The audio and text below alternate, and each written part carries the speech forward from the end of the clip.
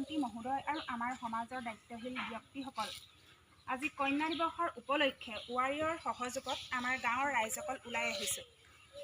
আজি এই কাৰণে ওলাই আহিছোঁ, ধৰ্ষণকাৰীবিলাক আজিকালি বহুত বাঢ়ি গৈছে আৰু ধৰ্ষণকাৰী ফাঁচি দিয়াৰ সন্দৰ্ভত আমি এক জাগৰণৰ সৃষ্টি কৰিব লাগিব আৰু নিৰ্যাতন ধৰ্ষণ আদিৰ বিৰোধিতা কৰিবলৈ আমি সকলোবিলাক ওলাই আহিছোঁ এক ৱাৰিয়ৰ সহযোগত।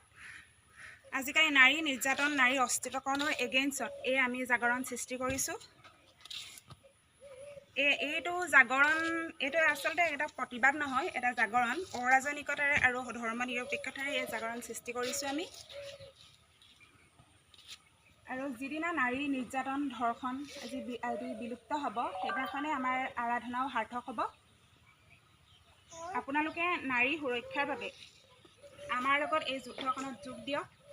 জয় নাৰী শক্তিৰ জয়, জয় নাৰী শক্তিৰ জয়, ধৰ্ষণ মানে ফাঁচি দিয়ক, ধৰ্ষণ মাত্ৰে ফাঁচি দিয়ক, জয় নাৰী শক্তিৰ জয়।